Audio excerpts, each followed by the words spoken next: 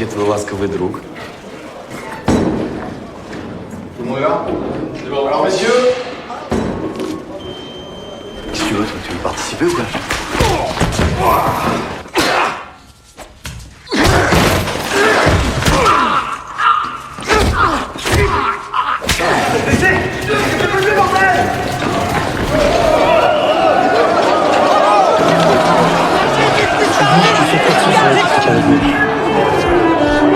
Ça s'en fout de ton chien. Tu te rappelles la planque de Marco? Je t'écoute. T'as toujours rien à me dire, Franck? Oui. Crache putain, ouais, Franck!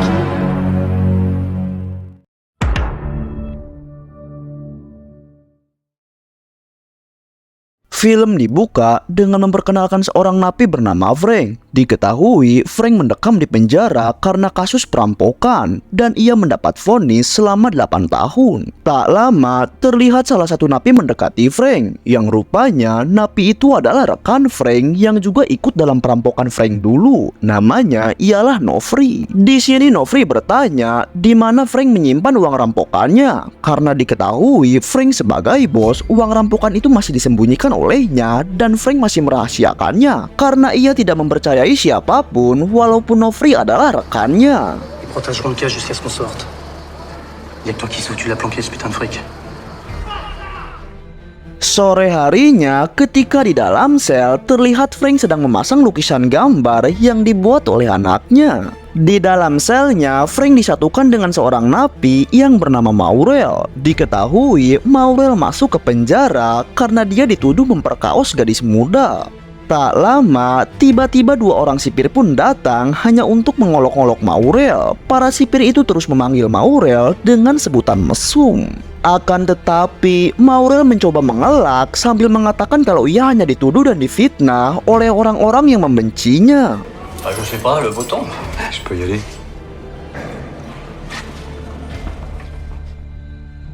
Singkat waktu, saat malam harinya, Frank tak sengaja menemukan catatan milik Maurel. Saat Frank membacanya, ia sangat merasa kasihan dengan Maurel karena tampangnya yang polos sering dimanfaatkan oleh orang-orang. Lantas, Frank pun menduga dan sangat yakin bahwa Maurel sebenarnya tidak bersalah.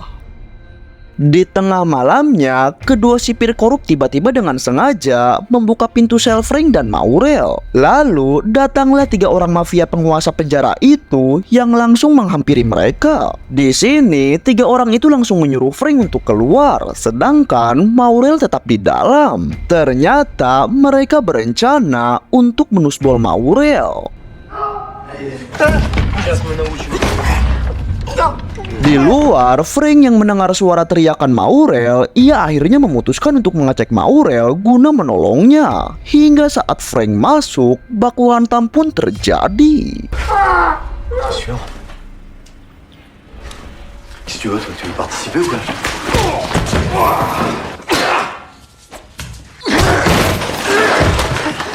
Ramène-toi, ils sont en train de merder grave là. Karena kegaduhan tersebut, akhirnya para sipir berdatangan dan melerai mereka. Di kemudian hari, saat tiba waktu kunjungan, terlihat Maurel dijenguk oleh istrinya. Di sana, Maurel pun menceritakan apa yang dialaminya di dalam penjara. Namun walaupun dirinya selalu mendapat perlakuan yang tidak mengenakan, beruntung ada Frank teman satu selnya yang selalu membantunya dan juga melindunginya. Sementara di sisi lain, Frank juga kedatangan istrinya yang bernama Noni. Noni mengatakan kalau ia kini sudah hampir kehabisan uang. Ia meminta Frank untuk mengatakan di mana hasil rampokannya disimpan. Akan tetapi, Frank tetap tidak mau memberitahu siapapun, termasuk istrinya sendiri, mengingat 2 bulan lagi ia juga akan dibebaskan. Ternyata di sana juga ada anak Frank yang sudah tidak sabar menunggu ayahnya bebas. Diketahui anak perempuan Frank ini mengalami masalah di pita suaranya sehingga ia tidak bisa berbicara. Suatu hari, penjara itu menggelar acara musik tahunan sebagai ajang terampil pertunjukan para napi. Namun ketika para napi sedang menikmati pertunjukan tersebut, tiba-tiba Nofri dan anak buahnya membuat kekacauan kepada Frank. Nofri masih bersikeras ingin tahu di mana Frank menyimpan uang rampokannya. Bahkan, Nofri juga menunjukkan foto anak dan istri Frank yang mana jika Frank tetap tidak mau memberitahunya, Nofri akan menyuruh anak buahnya yang berada di luar penjara untuk menghabisi anak dan istri Frank. Namun, Frank yang berusaha berontak menyebabkan telinganya tertusuk dan Frank pun akhirnya tak sadarkan diri. Setelah 4 hari menjalani perawatan intensif, Frank akhirnya kembali sadar. Dan selama itu juga, ia selalu dijaga oleh Maurel. Namun walaupun Frank baru tersadar, ia masih terngiang-ngiang dengan ancaman Nofri kemarin terhadap anak dan istrinya. Di sini Frank langsung menanyakan kepada Maurel di mana Nofri sekarang. Maurel lalu memberitahu kalau Nofri dan anak buahnya sekarang mendapat hukuman dikurung di sel isolasi selama 1 minggu. Maurel juga memberitahu Frank kalau hari ini dirinya akan dibebaskan sebab orang-orang yang menuntutnya tidak mempunyai bukti valid atas tuduhannya. Di sini, sebelum pergi Maurel pun memberikan nomor teleponnya dan ia akan bersedia membantu Frank kapanpun dibutuhkan. Karena Maurel merasa berhutang budi kepada Frank yang selalu melindunginya. Salut. Appelle-moi. Saat akan berpamitan, akhirnya Frank meminta bantuan kepada Maurel untuk menjaga anak dan istrinya selama 2 bulan sampai ia keluar dari penjara. Frank juga bahkan memberitahu tempat penyimpanan uang rampokannya agar bisa digunakan oleh anak dan istrinya. Ternyata selama ini Frank menyimpan hasil rampokan itu di dalam kuburan ayahnya.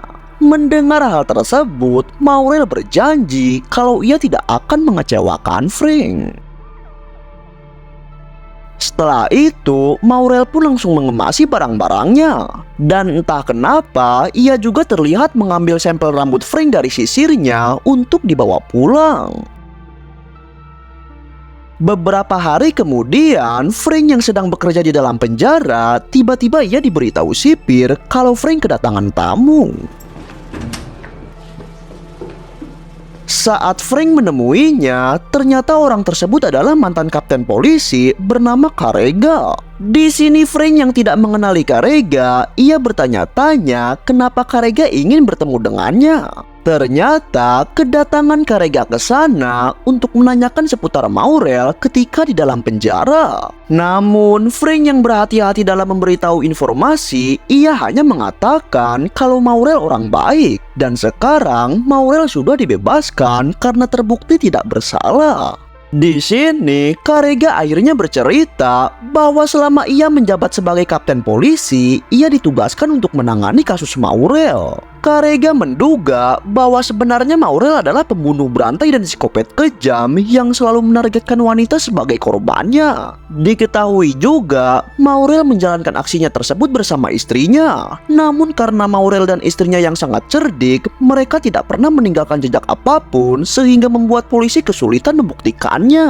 Carrega juga menjelaskan kalau Maurel adalah orang yang licik serta seorang manipulator yang sangat handal. Mendengar semua itu, sontak Frank menjadi cemas dengan keselamatan istri dan anaknya. Terlebih, ia sudah memberitahu persembunyian uang rampokannya kepada Maurel. Frank benar-benar tak menyangka jika tampang Maurel yang culun itu, rupanya dia adalah seorang pembunuh berantai yang sangat cerdas.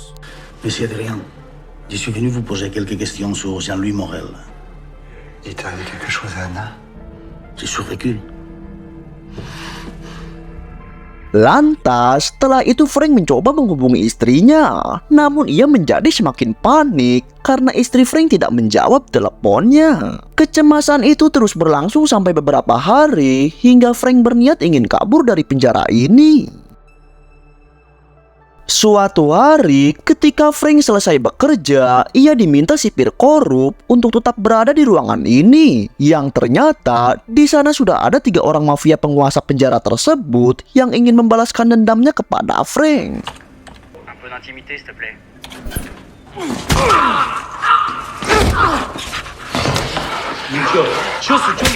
Ketika Frank dikeroyok, si sipir korup ini dengan santainya menonton perkelahian tersebut. Namun pada akhirnya, Frank tak diduga berhasil melumpuhkan ketiga mafia penguasa penjara itu. Putain les gars, vous êtes trois là.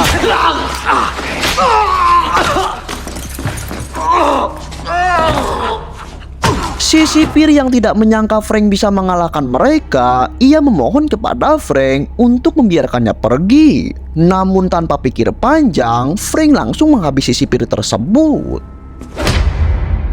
Kemudian, Frank menukar bajunya dengan si sipir agar bisa kabur dari penjara. Frank berhasil mengelabui para penjaga, lalu berlari melalui pintu belakang.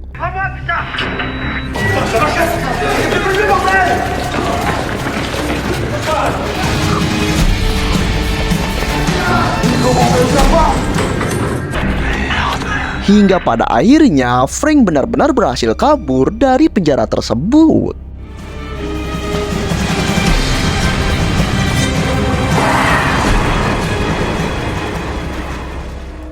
Atas kaburnya Frank, kepala polisi menugaskan seorang detektif bernama Maria untuk segera menangkap Frank secepatnya. Di sini detektif Maria sempat heran kenapa Frank nekat kabur padahal 2 bulan lagi masa tahanannya berakhir.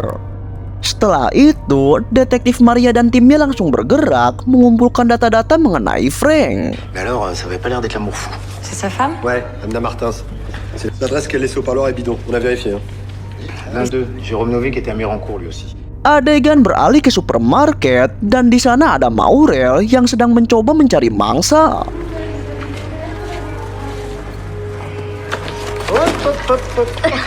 Namun sayangnya, kali ini Maurel gagal karena mangsanya itu hanya menyukai om-om berperut kembung yang mau ngasih iPhone.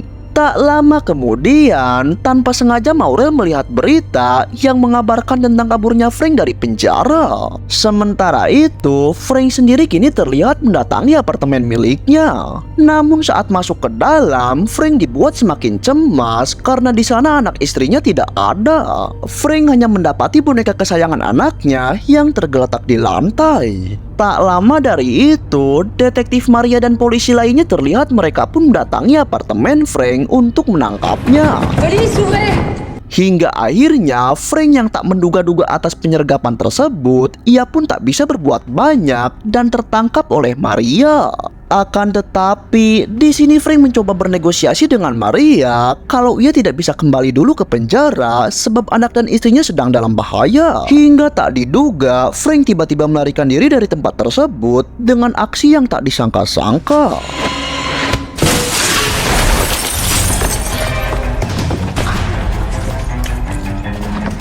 Il est là! Arrête-toi!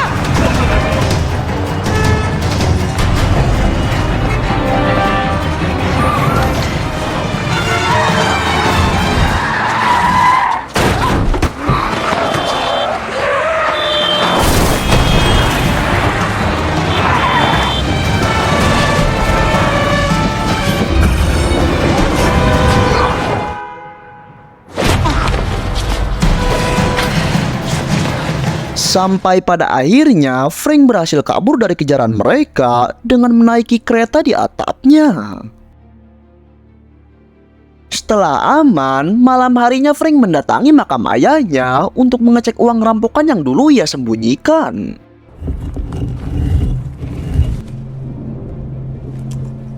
Namun, sayangnya uang tersebut ternyata sudah tidak berada di sana. Dan kagetnya lagi, Frank dibuat shock setengah mati karena di dalam kuburan itu ternyata ada jasad istrinya. Sontak, ia akhirnya yakin dengan apa yang dikatakan oleh Karega mengenai perihal Maurel.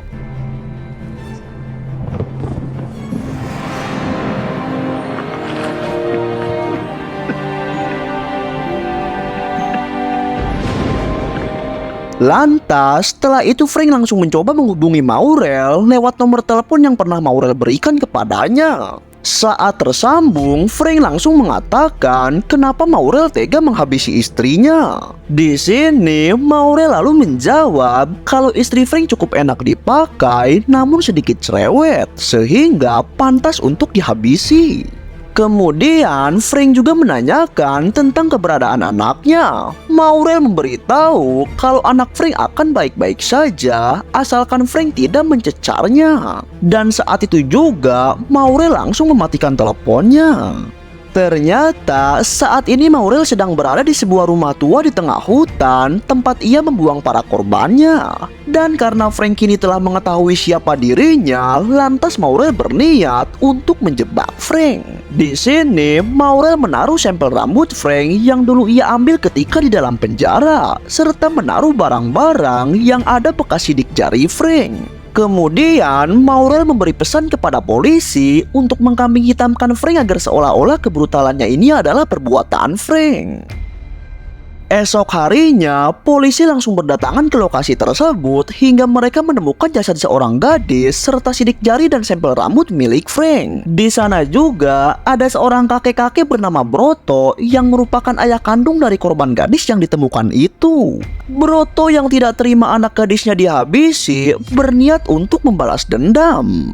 Di sisi lain, Frank mulai mencari keberadaan Maurel dimulai dengan mendatangi rumah Karega, yaitu mantan kapten polisi yang sempat mendatanginya di dalam penjara. Frank meminta Karega untuk ikut membantu dalam mencari keberadaan Maurel. Di sini, Karega lalu memperlihatkan kejahatan-kejahatan yang telah dilakukan oleh Maurel, salah satunya memperkaos wanita lalu menghabisinya. Bahkan tak jarang banyak dari korbannya yang merupakan seorang anak kecil. Selama Karega menjabat, Maurel terjerat kasus atas hilangnya 12 orang gadis, namun Maurel selalu saja lolos dari dakwaan. Mendengar hal tersebut jelas membuat Frank sangat khawatir dengan anak perempuannya. Kemudian Frank memberikan nomor telepon Maurel yang sempat ia hubungi. Lantas saat itu juga Karega mendatangi kantor polisi untuk melacak keberadaan Maurel. Dan setelah mengetahuinya, Karega langsung menghubungi Frank dan memberitahu kalau terakhir kali Maurel menelepon yaitu di sebuah kota kecil bernama Kastanye. Tak lama dari itu, tak diduga para polisi berdatangan untuk menangkap Frank. Karena Frank sekarang bukan hanya buronan kasus kabur dari penjara saja, melainkan tersangka dari kasus pembunuhan berantai juga. Di sini, Frank yang melihat para polisi berdatangan, ia pun berusaha kabur melalui jalan belakang.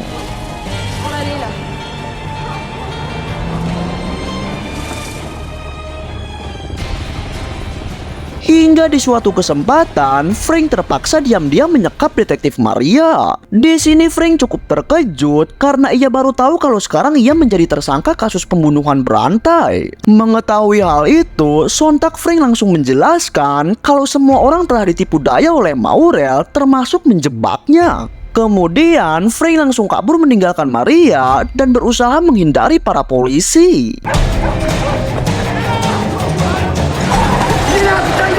Beruntung saat itu Frank dibantu oleh Karega. Mereka berencana untuk pergi ke kota Kastanye yang diduga tempat tinggal Maurel. Di sisi lain, kakek Broto yang anak gadisnya ditemukan tewas kemarin terus memantau pergerakan polisi dengan alat sadap miliknya. Broto menganggap kalau pembunuh anaknya adalah Frank. Adegan beralih ke kantor polisi memperlihatkan detektif Maria yang merasa janggal dengan kasus Frank. Ia sedikit percaya dengan perkataan Frank tadi kalau saat ini Frank sedang dijebak oleh seseorang bernama Maurel. Ditambah saat penyergapan di apartemen, Frank mengatakan kalau dirinya tidak bisa kembali ke penjara dulu karena harus menyelamatkan anak dan istrinya. Tak lama, tangan kanan Maria datang dengan membawa CD yang memperlihatkan percakapan Frank dengan Karega saat di dalam penjara. Akhirnya detektif Maria tahu kalau semua ini ada hubungannya dengan Karega yang merupakan mantan kapten polisi. Di sisi lain, terlihat Maurel dan istrinya sedang berada di sebuah pasar dengan membawa anak Frank. Ternyata saat itu Maurel sembari mengincar seorang gadis untuk ia mangsa. Je t'ai donné la petite. Garder la petite aussi, c'est risqué. Excusez-moi. Hingga di suatu kesempatan, Maurel berhasil membujuk gadis itu masuk ke dalam mobilnya. C'est vraiment très gentil. Hein. Qu'est-ce que ça peut vous faire? Non. C'est là, à droite. Karena merasa ada yang aneh, gadis itu pun berusaha turun lalu berlari ke tengah hutan. Saat itu juga, Maurel langsung melakukan aksinya.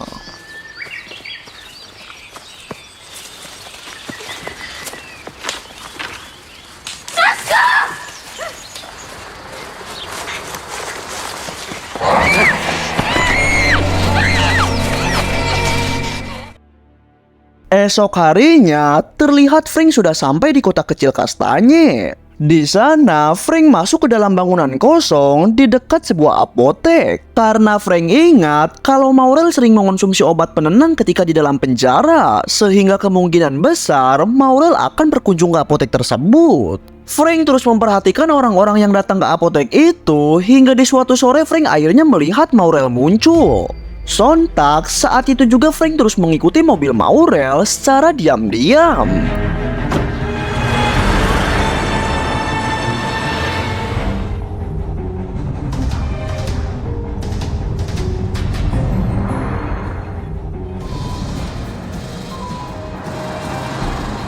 Sampai Maurel berhenti di sebuah rumah terpencil di dekat hutan. Di balik itu, kepala polisi dan rombongan juga menyambangi kota Kastanye setelah mendapat laporan bahwa ada seorang gadis menghilang. Di sini, kepala polisi dan yang lain masih menganggap kalau Frank pasti pelakunya. Sementara detektif Maria yang berpendapat lain, ia akan pergi ke rumah Maurel setelah berhasil mendapatkan alamatnya. Kepala polisi yang mengetahui kalau detektif Maria sedang menuju ke rumah Maurel, mereka pun langsung bergegas ke sana. Terlihat kakek Broto pun diam-diam mengikuti para mobil polisi. Di sisi lain, Frank berhasil menyelinap ke rumah Maurel lalu menemukan anaknya yang sedang terbaring di kamar tidur. Anak Frank yang melihat ayahnya ada di sana, ia terlihat sangat bahagia. Kemudian, tanpa pikir panjang, Frank berniat membawa pergi anaknya dari rumah Maurel. Namun sayangnya, ia malah ketahuan oleh Maurel dan juga istrinya. Frank yang saat itu terpojokan karena ditodong senjata, akhirnya ia melepaskan kembali putrinya dan membiarkan dibawa oleh istri Maurel. Saat Frank akan dihabisi, tiba-tiba detektif Maria pun datang dan langsung menodongkan pistol. Kemudian mereka berdua saling melesatkan tembakan hingga membuat detektif Maria tak sadarkan diri. Sementara Maurel terluka di samping telinganya. Frank yang melihat hal itu langsung merebut anaknya kembali lalu bergegas pergi.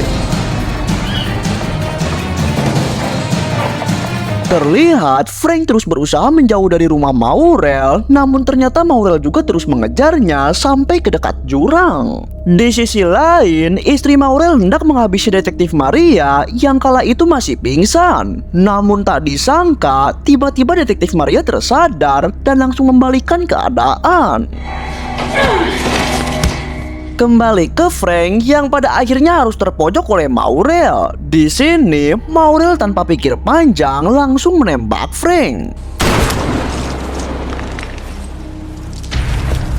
Beruntung, saat itu Frank tidak jatuh ke jurang dan masih menggelantung. Saat Maurel akan menembak kembali, tiba-tiba ada kepala polisi yang meminta Maurel membuang senjatanya. Di sini Maurel langsung bersandiwara dengan berpura-pura kalau ia sedang membantu polisi mengejar Frank si buronan. Padahal sebenarnya saat itu dia hendak menghabisi si kepala polisi juga. Namun beruntung saat akan menembak si kepala polisi, detektif Maria pun datang dan langsung menghabisi Maurel sampai terjatuh ke dalam jurang. Setelah itu, kepala polisi dan detektif Maria berusaha menyelamatkan Frank yang saat itu masih tergelantung. Tapi tiba-tiba, ya, Frank tak diduga ditembak oleh seseorang yang ternyata orang tersebut adalah kakek Broto karena menyangka kalau Frank adalah pembunuh anaknya. Kakek Broto tidak tahu kalau semua kejadian itu sebenarnya dilakukan oleh Maurel. Esok paginya, saat pencarian dilakukan, para polisi menemukan jasad Maurel, sementara jasad Frank tidak ditemukan. Di sini kepala polisi itu akhirnya sadar kalau pembunuh berantai yang sebenarnya adalah Maurel, karena istri Maurel yang saat ini sedang ditahan sudah mengakui semuanya. Singkat cerita, 3 bulan kemudian terlihat anak Frank yang sekarang tinggal di panti asuhan. Hari itu anak Frank mendapat surat dari orang yang tak dikenal, dan saat dibuka ternyata itu adalah kumpulan lukisan gambar yang dulu ia berikan kepada Frank ayahnya. Artinya Frank masih hidup.